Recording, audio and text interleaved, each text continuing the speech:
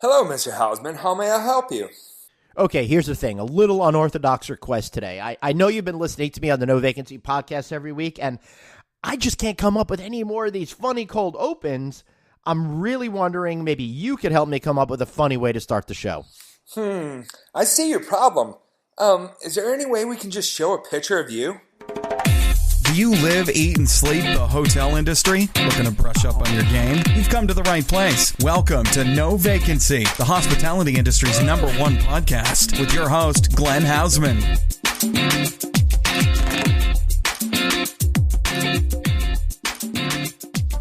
Hey everybody, and welcome back to this week's No Vacancy podcast with me, Glenn Hausman. I'm excited, as always, to have each and every one of you here today. Why? Because today I'm going to be talking to somebody from New Orleans, one of my favorite American cities. But before we get to that, be sure you check out novacancynews.com. Let me know what you think. We really put a lot of work into creating a forward-thinking news website. Doesn't just hold these podcasts. We got a lot of great videos on there, too.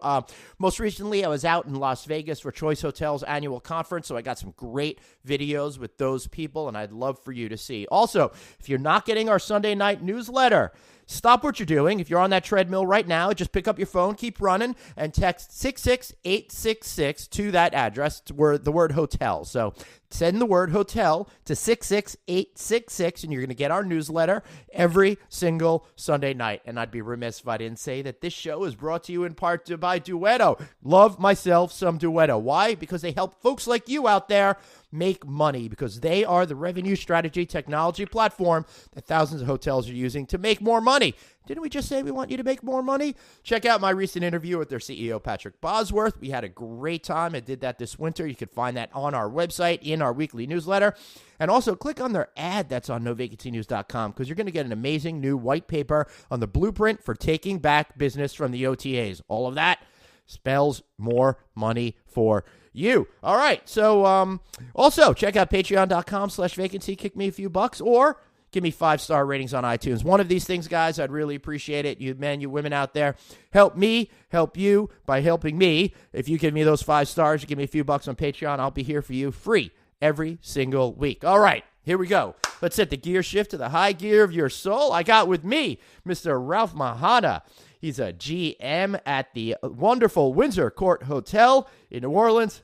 And you know, I already said it's one of my favorite places down there in New Orleans. Ralph, how are you, sir?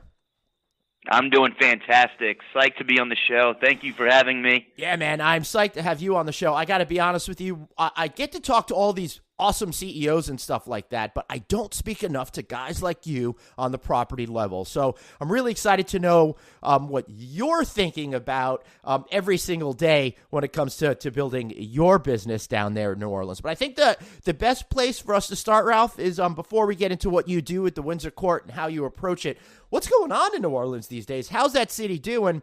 I haven't been there in too long, and it's making me sad, Ralph, making me real sad.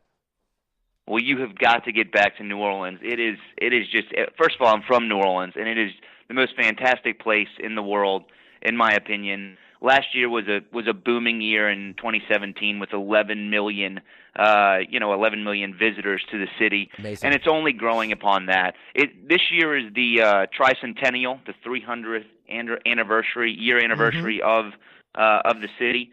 So it is a big year for us as well. A lot of transient visitors to the city. We've had some decent citywide conventions as well, but a lot of transient this year. A lot of people are having a great time. The weather's been really fantastic. So the city is booming. It is obviously one of the funnest places in the world, so how could you not love that?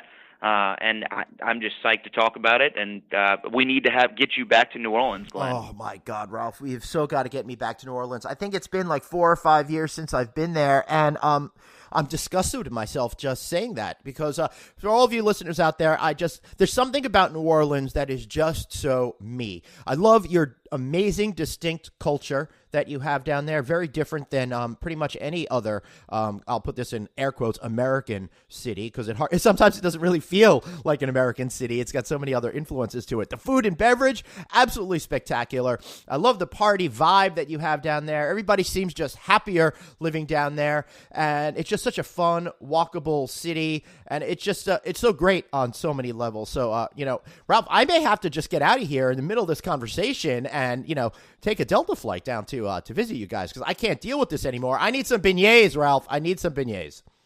I have a room set aside for you right now if you can get down here. I promise. You're in. I wish. All right. Well, how about that room to celebrate, that 300th birthday of your city and that royal wedding package? You guys have one available for just a cool $51,918 So it sounds pretty reasonable to me, man. Well, that is a little advertisement for the date of the wedding, obviously, which is 5/19/18. This show comes out the day before it, so it might be a little too late for all of you out there to book this package. But when I see something at the bargain basement price of $51,918, I got to jump on it, Ralph. You have to. Well, listen, it includes 3 nights in the presidential suite, which has definitely been the home of some very, very famous clientele and some royalty, in fact. It also includes a $4,000 hotel credit for anything that you want to enjoy around the property, wedding day breakfast, a private luncheon and tour at the wonderful M.S. Rao Antiques Gallery, a beautiful dinner at Arno's. They always do a fantastic job there. Exclusive take-home gifts, and you are a lifetime Windsor Court VIP. I mean, it's automatic. That status is not easy to achieve, but it's an automatic lifetime Windsor Court legendary VIP status at the hotel. I love that. I love your passion about that. And listen, I may be making fun that it costs so much to do it, but I would highly recommend for you hoteliers out there, think about creating these fun, distinct, interesting packages, because I bet, Ralph, we're talking about it right now. I'm sure you guys are getting a lot of ink when it comes to this particular package in itself, right? Oh, absolutely. It's driven. First of all, in New Orleans, and specifically with the Windsor Court Hotel, we have a tremendous following at any time there is anything to do with the royal family. So a birthday, a wedding, an anniversary, it is all a major deal at the Windsor Court Hotel because of the hotel's significant, British roots and the history of the hotel. So we throw a party at the hotel anytime anything happens with the royal family. We certainly have a private viewing, which is reservations only, but it's still open, but almost filled in our Polo Lounge bar, and we're going to have televisions broadcasting the entire wedding with great cocktails and just a really good time. It'll be bright and early in the morning, but the party never ends in New Orleans, so people will be celebrating the marriage, and it should be a great time. Oh, man, it's got to be super bright and early in the morning. I think with you being in the central time zone, you're probably talking about TV coverage starting at about 4 a.m., which is actually perfect timing because you just, pour yourself into the hotel from a night out at Bourbon Street and you're just ready to go. Yeah, absolutely. We'll start you off with some afternoon tea sandwiches or morning tea sandwiches and crumpets and scones and a nice morning cocktail to get the royal wedding started. So, tell me a little bit about the history of the Windsor Court and its place within New Orleans history. So, the Windsor Court was really concepted and founded by James J. Coleman, and he's an Anglophile and just had such an extreme passion for the royal family and just British English culture, and he brought that to New Orleans. And we have a very historic art collection that he pieced together and put together that is really world class. So it's worth about $12 million, and it's significant British art history, and it really is a huge highlight of the hotel. We've hosted Princess Anne when the hotel opened in 1984. Amazing. And Jimmy Coleman is still such a dear friend to the hotel. We will never, ever stray away from the roots of what the hotel is. We will always be that classic luxury English motif that is in the hotel. We're going through a renovation now, about a $20 million renovation. Oh, cool. But we will never, and listen, it's just, all it is we're really just maintaining classic luxury, and with some contemporary touches that are bringing it up to the, just to where you need to be, such as getting rid of shower curtains and going to glass, getting rid of bed skirts and just going to a very nice leather bed frame, just some of those things. But we are still maintaining that classic luxury and that vision that Mr. Coleman built the hotel So, with Ralph, in 1984. how do you balance maintaining that classic luxury feeling and style and sophistication while culture continues to shift throughout the decades? Well, I think what you have to do is, it's not all about, travelers are just not all about the aesthetics of the hotel. It's about what they want, the experience when they get to the hotel.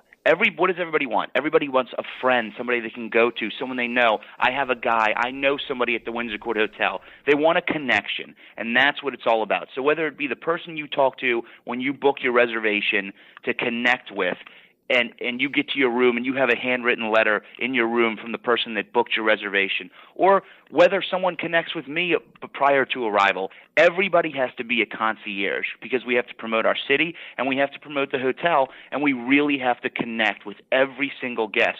It's a 316-room property, so it takes a lot for everybody every interaction has to be a connection. It's not just everybody you talk to on the phone, anything you ask for. We are always trying to gain a genuine sense of interest for the customer, and that's what it's all about. I mean, yes, are there going to be some that prefer the English motif over a more modern hotel? Yes, but at the end of the day, the traveler now wants that connection and wants that experience. And the experience is driven from the people, the associates that work in the hotel, us. And we all have to be concierge and promote our city and our hotel, and that's what we do. Well, hallelujah, Ralph. You are speaking the gospel to me, sir, because this is what I try to tell everybody all the time. Hey, listen, it's great that you've got a nice-looking hotel, but it's that people power within the property that are going to connect you with the guests, that are going to create that long-term loyalty, that are going to make them want to come back over and over and over again.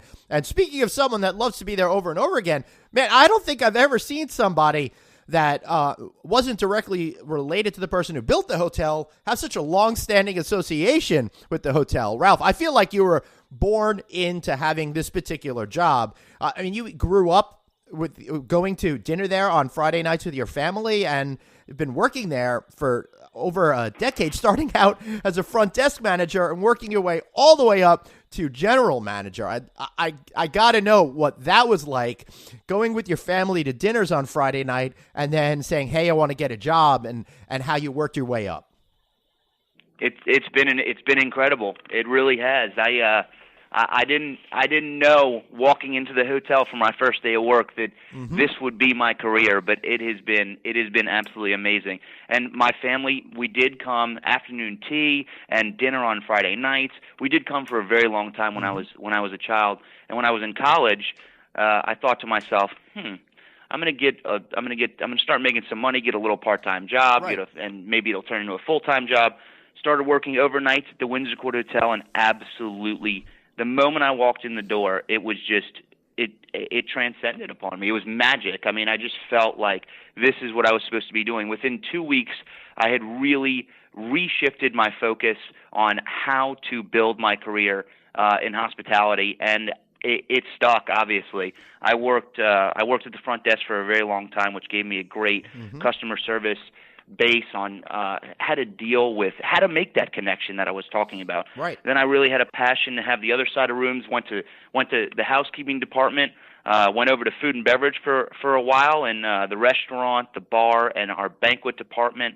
And then as it grew into a director of rooms role, an assistant general manager role, and then the general manager role. And our ownership group and our management company have put a great deal of faith in me, and we have obviously they are a tremendous, that we have tremendous ownership and a tremendous management company that I work with very closely, and I'm just humbled and grateful every day, because this really is everything to me, the hotel. That is absolutely amazing. And you just started as general manager recently, just last month. Is that correct? In April of 2018?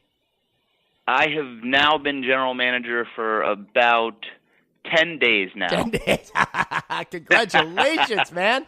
That is so But I've been exciting. at the hotel for 12 years. Yes. 12 years at the hotel. So exciting, and just it's really fabulous to me, and I'm getting so excited here because I'm really a big believer that the hotel business is such a great career path for so many people. And Ralph here just shows that you could start as a front desk person in college and work your way up to general manager. And you're still a young guy. You know, who knows where you're going to go from there. And remember, everybody who's listening, a lot of the CEOs that are in this business and the major franchising companies started off as bellmen. They started off at the front desk. They started off washing dishes in the background. So Ralph here is very symbolic of what you can do as a professional and how you could make your career successful. And I got to tell you, Ralph, that must be great making it to this general manager position. You've held virtually all of the major roles within the property.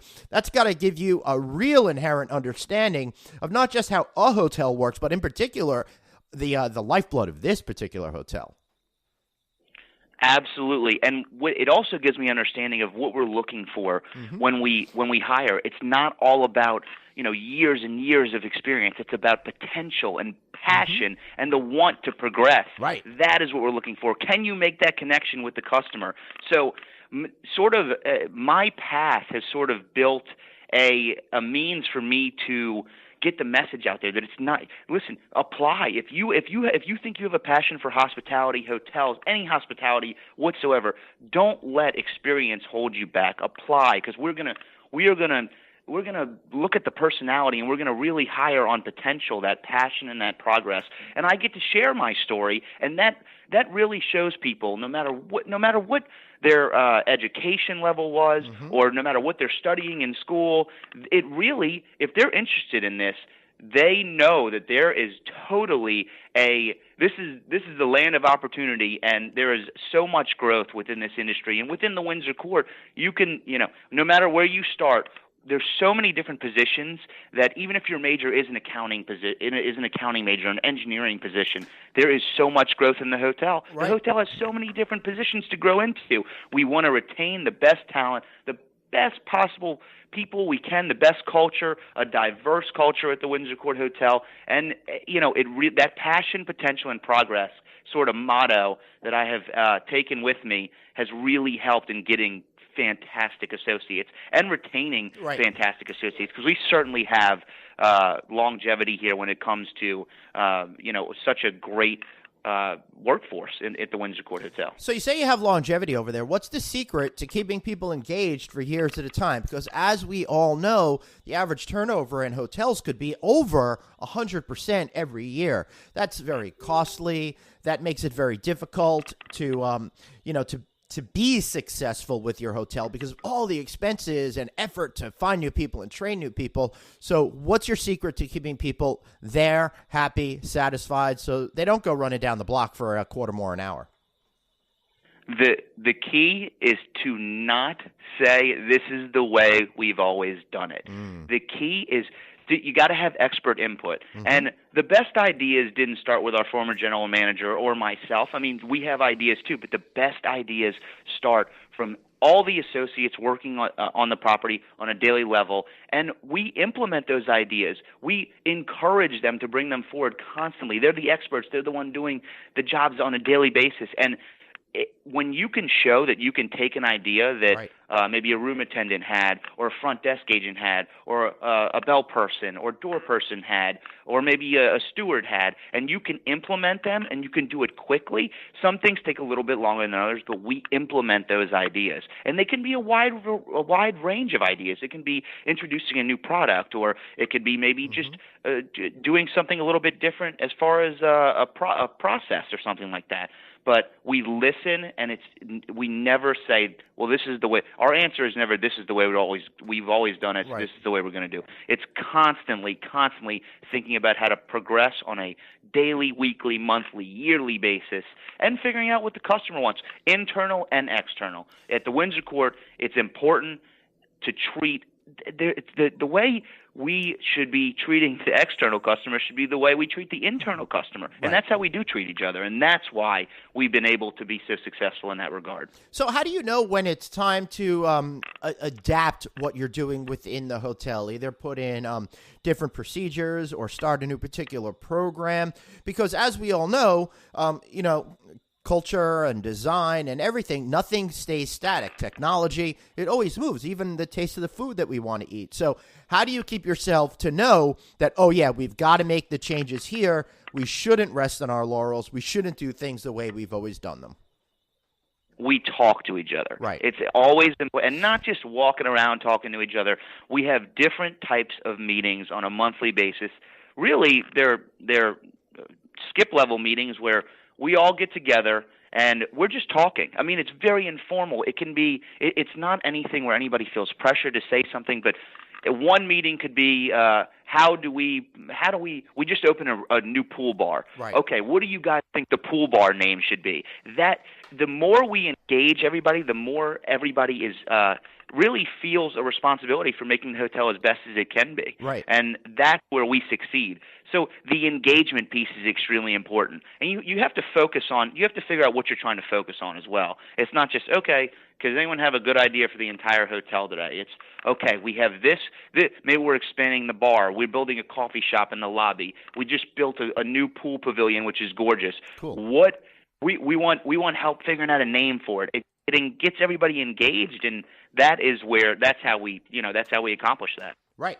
That makes a lot of sense. I love it. And what's going on in terms of trends now with the occasions business? People booking your venue. What are they looking for today? And how are you able to give them something that's not just satisfying but exceptional at the same time? I find like we don't talk enough about that part of the business here on No Vacancy. I'm curious as to what your thoughts are. On the occasion business? Yeah. When people are, coming in group business, renting out your spaces, your banquet business. Sorry, it's just you call it occasions on your website, so I got all excited to use your verbiage. No, I love that. I love that. Yeah. The key to you have to know, we have to be able to customize every single program. So we want to learn about the groups that are coming in. We want to learn about what they do. What their business is about. We want to learn how they can be most successful here, and we want to customize it. It's all about customization. That's right. what it's all about, personalization and customization. So there is no here. Oh, we don't do that. No, that's not what we are all about customization. So we're going to meet with the group, and we are really going to build the program from start to finish exactly how they envision it, and we're going to guide them through it. But from down to the last floral on the table for a luncheon, or the pad on the table for a meeting. Right. We're going to guide them through everything, and we're going to customize it, and that has really gotten us a long way. We do not have a tremendous amount of meeting space. So really, when a group comes to the hotel, they're pretty much going to be the only group right. on property. For everyone listening, it's 10,000 square feet of space total. So that could be tight depending on the group, and you really have to figure out the best way to do that. Absolutely. Awesome. I love it. It's interesting. I'm fascinated by the whole thing. How cool is it to you, though, to have just been made general manager, and what are your expectations going forward? Well, like I said, it's been amazing. It really has, and I truly love the hotel. And when people come to work, they come to work for what? They come to work for pay, good work environment. But the associates of this hotel come to work because they really care about the overall success of the property. That's one of their drivers. That's one of the top 3 drivers that brings them to work, and that's the way I feel. So I really envision enhancing and harboring the best possible work environment we can for our internal customers, so they take care of the external customers, and then it's all about a connection. So I posed a question the other day: if you book a reservation at a hotel and you really connect with the reservation agent, would you rather show up to that hotel, get to the room, and have a personalized handwritten letter or a little note from the reservation agent, or one for the GM that you've never met? And maybe the answer is both, but I think I rather have that connection that shows I love to meet you while you're on property. Thank you. I enjoyed booking the reservation. That's what it's all about. Everybody wants a friend. So I have been doing everything I can to really just reach out to as many travel agencies, as many customers as I possibly can, thank them for their loyalty to the hotel, introducing myself. Because being here 11 years in different roles, right. I know a lot of people, but it's still – there's still a lot of people to connect with and a lot of travel agencies to connect with. So there is some traveling that I've been doing as well, some sales calls and things like that I think are extremely important. But it's really about just thanking everybody and ensuring that they know whether if they want to call me directly, I am happy to help them, and leading by example. And that's really what it's all about. That's gaining a genuine sense of interest, anticipating needs, and building that connection to create a memorable experience. That is the goal. That really is. And then maintaining the property to keeping it as pristine as possible in all areas, front of house and back of house, is obviously paramount of importance. So I could already picture you and me walking on a property tour, and you see like a napkin crumpled on the floor. I know you're picking it up and putting it in your pocket. You know? Oh, absolutely. When I get home at the end of the day, I'll open my my left jacket pocket, and my wife says to me, "What is all that stuff?" And paperclip. It's just little things people drop on a daily basis, and we all need to be mindful and keep the property pristine as possible. Yep, that sounds like me and cocktail party napkins when I'm at an event. I hoard those things like they're going away because you never know when you need an extra cocktail napkin. So not really related to what Ralph was talking about, but my big tip for you today is if you're eating and drinking at a cocktail event, keep a couple of those napkins in your pocket and pick up some of the trash around to help folks like Ralph out. Ralph, before we wrap up here, anything else that you would like to share about the Windsor Court Hotel, such as, I don't know, maybe it's the #1 hotel in New Orleans, in all of Louisiana, I should say, as picked by U.S. News World Report. Anything else that you guys want to get out there? Well, there's a lot of exciting things going on at the hotel. I think the newest feature of the hotel is the fact that we have built this wonderful outdoor pool pavilion. People used to go to the concierge desk and say, "Where can I go watch, the World Series game?" And we'd have to send them off property. There's nowhere to watch. Now we have a great outdoor pool pavilion. It's one of the brand new outlets, along with the Cafe Anglais coffee shop in the lobby. And other than that, I just want everybody to know how thankful I am of anyone who's traveled to the Windsor Court, anyone who's coming to New Orleans and visiting this wonderful city. And for anyone listening, if they ever need anything, please do not ever hesitate to, even if you're not staying at the Windsor Court Hotel, I would love to be an ambassador for New Orleans and welcome you to the city and be a concierge in my own city, and that's really fun. So please never hesitate to reach out, or if you're thinking about moving to New Orleans or you want to talk about the hospitality industry, never hesitate to reach out to me at the Windsor Court Hotel. Beautiful. I absolutely love it. And you can find the Windsor Court Hotel at windsorcourthotel.com. And I'm sure you'll see Ralph there. I think he pretty much just has devoted his entire life to being at that property at all times. Must be difficult on your wife to have to compete against the hotel. But maybe we should save that for another podcast episode. I don't want to get you in any trouble. She loves the Windsor Court as well. She loves the Windsor Court as well. She's very supportive.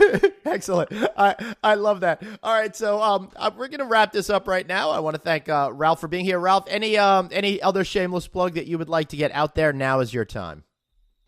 I thank you for having me. I had no other shameless plug, Glenn. All right, well, you did a great job. I really enjoyed talking with you. And remember, everybody, you too can you can have your entire career in the hotel business. Continue to work your way up. Just do what Ralph does. And all right, so we'll be right back after this message. I got another great interview. I'm not telling you who it is because you've read it in the show notes already. And quite honestly, as I'm recording this, I don't know which one it's going to be. I have so many great interviews in the can. I never know which one to run. Hopefully you guys will enjoy it. We'll be right back after this message. Have a question for your host, Glenn? Tweet him now at Traveling Glenn. No vacancy. The hospitality industry's #1 podcast. We'll be right back.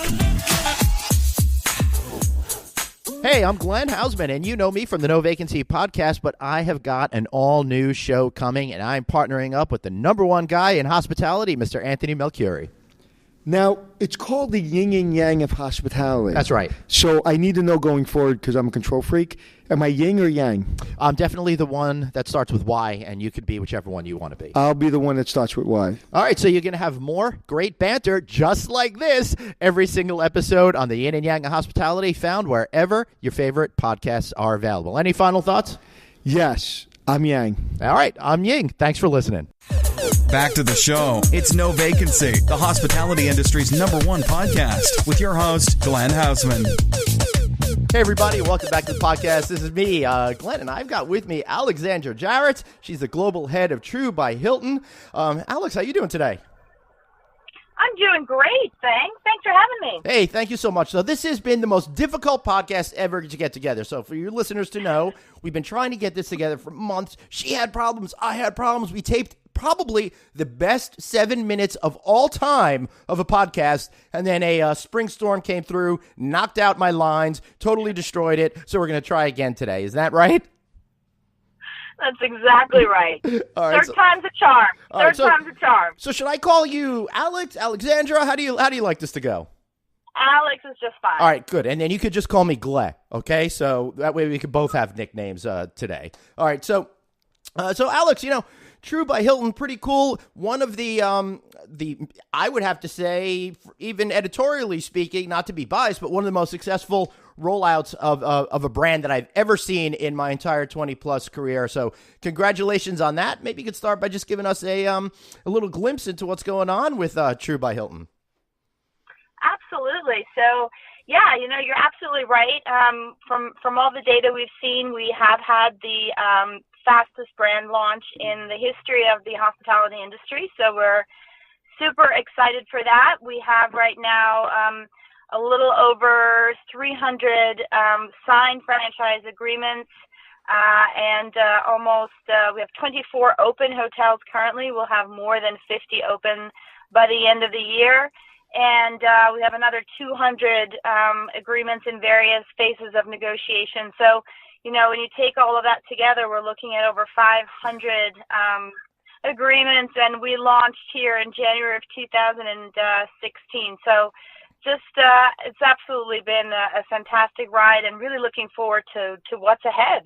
Yeah, I bet that's pretty exciting. Now, I had the opportunity, and I have not yet seen an actual one. I had I think we tried talking about this in the amazing 7 minutes, that I went by the Vegas property that you have open, but didn't actually go into the Vegas property. And since then, I've been back to Vegas, and I still stink, and I never made it over there. So sorry about that. So the only basis that I have is what I got to see at the big unveiling event, Alice 2016, where you guys actually built out what the whole public area is going to be like, and some sample guest rooms, and that was pretty exciting. Could you tell me maybe a little bit about how the brand has kind of changed and matured since that first day to where we are sitting today? Yeah, absolutely. So, I think our principles in general, which is all based around having a very simplified experience for our guests, as well as for our owners for that matter, a brand with a bit of spirit. So spirited is another brand pillar, and then grounded in value, right? Mm-hmm. Really making sure that we can deliver a consistent experience at a really great price point for guests, which frankly they haven't had the opportunity in the mid-scale segment in general to have such a consistent, fresh product. So from a, high level, we're really, really happy with how we came into the market. We had a lot of things that we had right out of the gate. We are launching Prototype 2.0 on May 14th. And there's just a couple of things that we've really enhanced. They're nothing drastic. The lobby remains our 2,800 square foot lobby, which is absolutely unique to Tru. The square footage of our guest rooms continue to be what they have been. And so you're probably wondering, well, what are you, or what have you, changed? Yeah, what have you learned? That's exactly what I'm doing here. I'm just going to take a guess here and say that you've probably value engineered it a little bit to make it more attractive to potential franchise operators. Yeah, when we launched, what happened was construction costs, as you know, have just been rising really, really steadily. Actually, I believe they've gone up 2-3% in 2018 alone on a national basis. That's exactly right. The construction costs, labor costs, those kinds of things are just increasing significantly. So by the time we launched, we already were facing those headwinds. So as we were basically under construction with our first hotel in Oklahoma City, we started value engineering during that phase already and have really been value engineering ever since. And so, yes, to your point, we have value engineered further, prototype 2.0, and further took costs out where we thought there wasn't such a high guest impact. Could you give me an example of a couple of the things that you've done that would appeal to owners without necessarily affecting customer experience?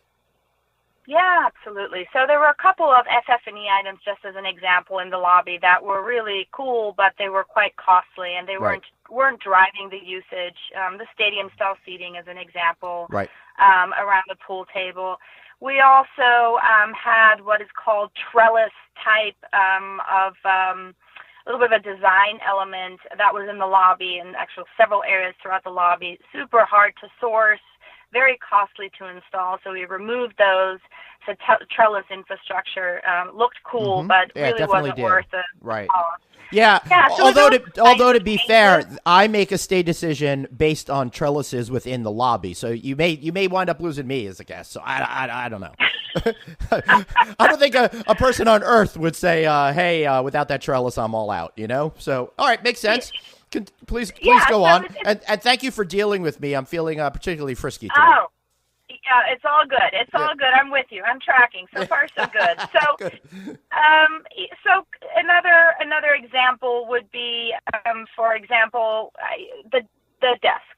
We had when we first launched, we really did not have a large work surface in the guest room, and the thought was, look, we want people to come down to the lobby and work.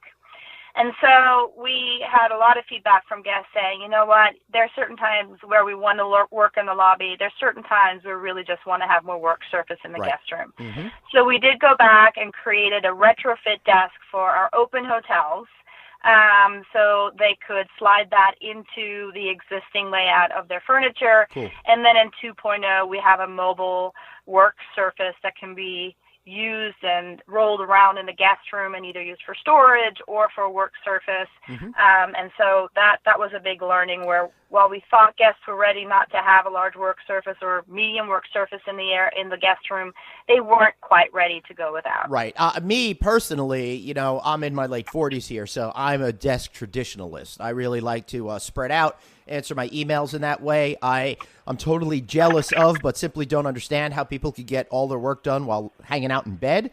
Plus, I'm thinking as a guest, I want to scarf down some of that takeout at a desk as well while watching some television or something like that.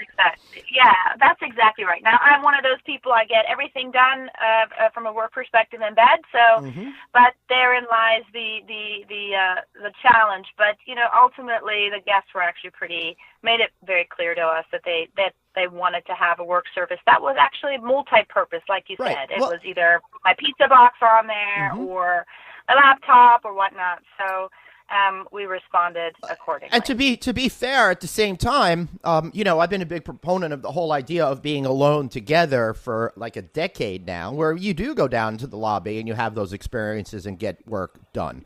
I love working downstairs, depending on the task that I am, because there's just something about being around other people and feeling that energy and hopefully being able to get something from the grab and go, like, a beer or something like that. To me, more options create a more well-rounded guest experience for myself.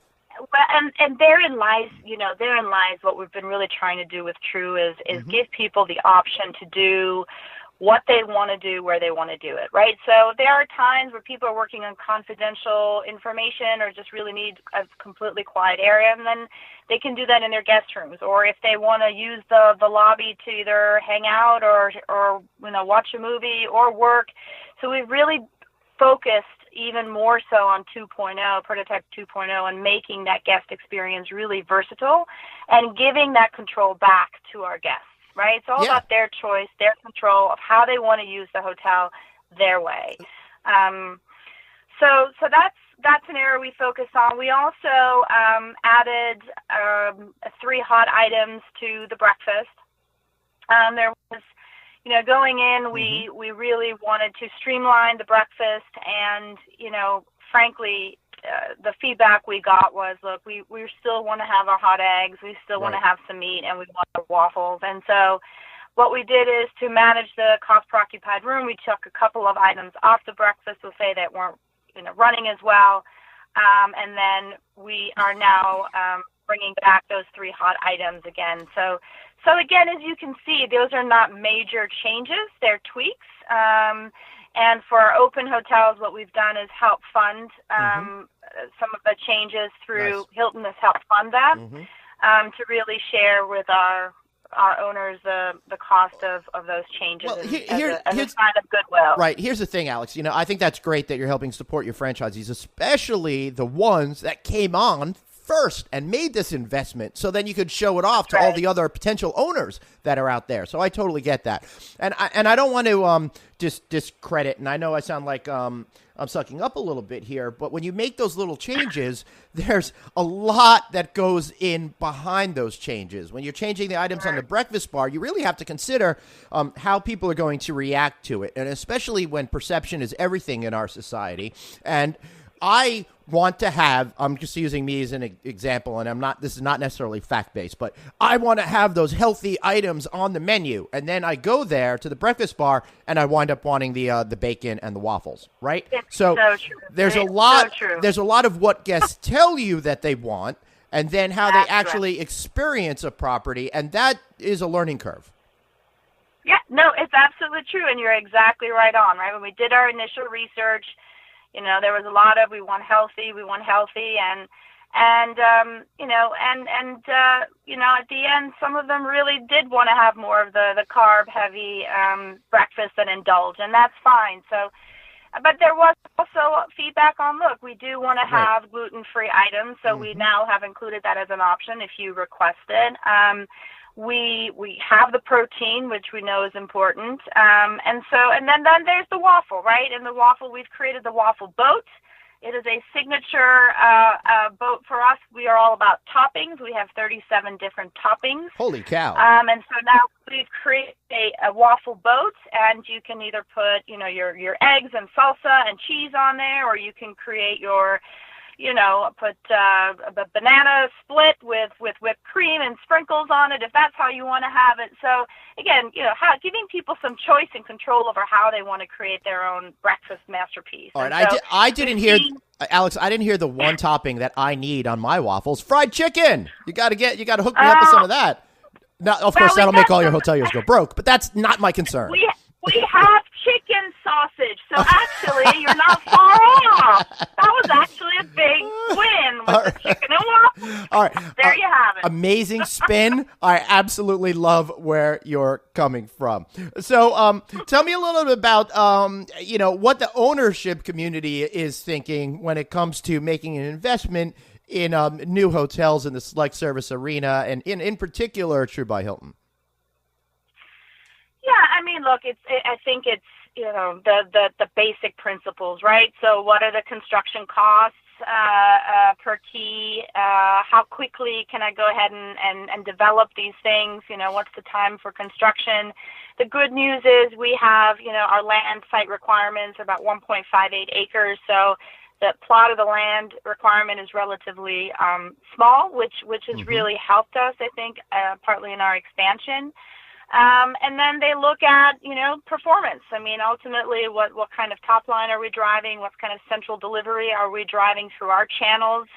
And what's the return on capital that they can generate, right? So I think that's, as simplistic as it sounds, I think that's ultimately where the rubber hits the road. What kind of GOP are we going to be able to drive for them? And that's ultimately, frankly, that's, as an owner, I would be looking at that as well. And that's where we spend a lot of time with our owners, looking at how can we value engineer the prototype? How are we making sure we're focusing on the GOP margins as much as we can? Being smart about our owners' money and where they're investing in. So frankly, we have our owners' council that we work with, and they're about 7 ladies and gentlemen who are all developing or who have open truths and have just been fantastic along the journey with us, basically since day one of starting to even create this brand. Yeah. I mean, a lot of these folks have been at the table with me for the last 3 years, keeping us honest, which is great.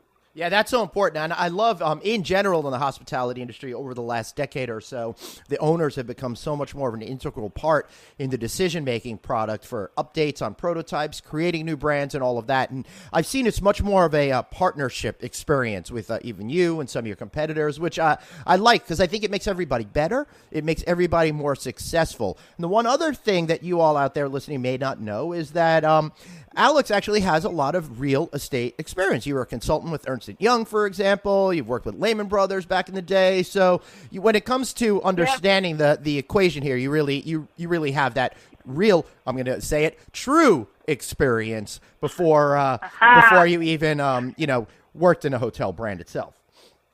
Yeah, no, that's right. And I think it's really helped me a lot because ultimately I know what levers to push or pull or not, and what ultimately our owners are looking for, any investor in such a transaction should be looking for. And then, of course, coupled with all of that, then making sure that the team members at the hotels have the tools to execute, because no matter how great a product looks and how costly or cost effectively we've developed it, at the end of the day, we need team members to bring this whole experience to life and do it consistently. And so that's now really where we're continuing to focus on now is the experience at the property level, and really, especially in the mid-scale segment. I mean, I think kudos to Hampton with Hamptonality. They've been able to do something around brand hospitality and the culture of a brand that's incredibly unique. I mean, the service scores are just phenomenal. So we're taking a lot of lessons learned from Hampton and the creation of Hamptonality and really giving it a spin for Tru, because I think that's ultimately between a really consistent product and then really awesome service experience in the mid-scale segment. You just don't get that consistently today. And I think that especially that service execution, that's a really tough one to copy. I mean, people can copy the prototype, if they choose to do so, that's easier to do. But that secret sauce of how you execute service consistently in a franchising environment, that's a tough one. Yeah, it certainly is. And that's to me, I think that's the number one challenge. You can't do anything else about the people copying you, because I find that whenever one hotel company seems to go in one direction, everybody else seems to follow it. So everybody, I like to say, is being different in exactly the same way sometimes. So that becomes a little bit of a challenge for you. But to me, sure, the hotel looks great. And even if you don't have a trellis, like I said, I'm still going to stay. But it's the people at the property level that I connect with that really makes the difference for me as a customer in the hospitality experience. I don't say, I was really happy to sit in that comfortable chair, although comfortable chairs are important. But it's all about, you're not going to believe what Mary did for me, or how Joe told me about that thing, or how so-and-so helped me through this issue that I was having. That's exactly right. And so it really boils down to, in our case, again, since we are in a franchising environment, we really try to not script things for our team members, but to give them the freedom to be themselves, to give them a sense of empowerment, to help them understand what we are all about and what our values are about, and then really to help further. It's almost let it grow organically, and that's really what Hampton did, right? They started out with here's who we are, here's what we stand for, and then they started to create that bond between GMs and team members. And this culture started, and it just kind of grew organically, and it was never scripted, right? And that's what we're trying to do now with Tru. Interesting. I love that, Alex. It's so important. I encourage everybody out there to take that kind of approach. Allow your associates to be themselves within a structured framework, because it's when those personalities come out, you're going to make those vital connections with guests. Now, when you're dealing with a brand that's so new and there's so few hotels, I'm curious as to how the power of the Hilton reservation system works. Do you get the same amount of heads delivered to a brand new Tru that maybe has been open 6 months, as opposed to, let's just say, a Hampton that's been there for a number of years, or because Hampton's been around for so long, people just have that name recognition in them? How does that work? Yeah, so I'm not, I can't fully disclose yet the numbers, because we only have one hotel that's been open for 12 months. Yeah, I get it. So I can't, but generally speaking, the power of the Hilton name and the power of our engine, this brand is just doing phenomenally well. And Awesome. we'll just kind of leave it at that. But there is, new or not, it really, you put it with the Hilton name and you put it in our res system, and it's just performing incredibly well. All right, so kudos to you. That's the politest anyone's ever told me to drop dead, so thank you. That was very nice of you.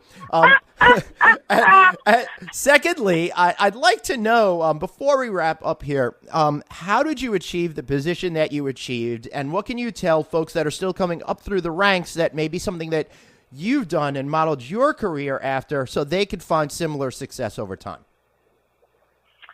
Well, there's a couple of things. One is hard work. I mean, it's just one of those things, there are times where you just got to push through and you have to persevere, even if it's hard.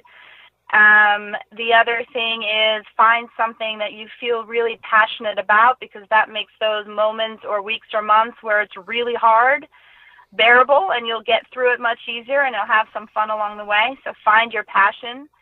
I think the other thing is, this is something, these are really fundamentals, but, treat others the way you want to be treated, and remember the people along the way and by your side who have helped you get there.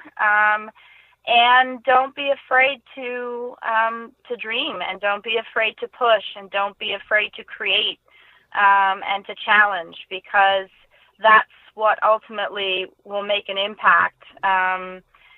So I think those would be the things I would share along the way. Beautiful. I love it. All right. So what's the most recent book that you've read, and what are you getting out of it? Oh gosh, the most recent book. If I had time to read a book, I know what you mean. For amazing. I don't even read books anymore. I just listen to podcasts and learn from those. Yeah, well, there you go. That is a great question. I just started a book, but I can't remember what book I recently read. That's all right. embarrassing. I appreciate you saying that. The question was kind of hacky, but it's fine. I'll take the kudos. Alex, is there anything that we missed today that we absolutely must share with the listeners of the show? Well, I think, you know what, we have 24 open locations. We'll have about 50 or more so open by the end of the year. Go check one out. It's very different when you actually go into that lobby and experience it, and be open to shifting paradigms around what a mid-scale brand should be, and experience it for yourself, because it's very interesting when you look at feedback from guests who have stayed there. Their initial reaction often is, wow, this is really different. And then they end it by saying, but it's incredibly thoughtful. And kudos to you, and kudos to Tru for trying to push things. So just check it out and experience it for yourself. And next year we'll have more than 150 open by the end of the year. Wow. So they're going to be in a place near you pretty soon. All right, excellent. Well, I look forward to that. How about one shameless plug for yourself? If there's a developer out there that's interested in partnering with you folks, how could they find you? What did you? I'm sorry. I'm trying to let you plug yourself. How can developers find you or connect with the brand? Oh, yes. So sorry. Well, thank you for that. Sure. So, yeah, if you want to find out more about Tru by Hilton, just check out trubyhilton.com. You will have all the information there. We are, again, our new prototype information will be available, our development brochure, development guide.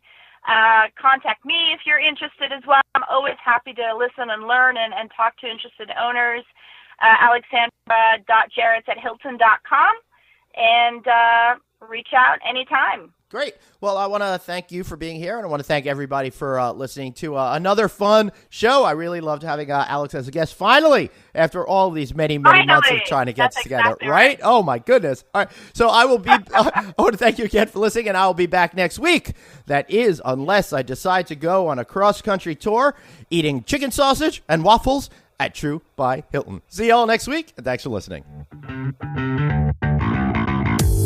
Thanks so much for listening to No Vacancy, the hospitality industry's #1 podcast, with your host, Glenn Hausman, online at rouse.media, on Twitter at Traveling Glenn, and on Facebook.com/Glenn.Hausman. We'll catch you next time.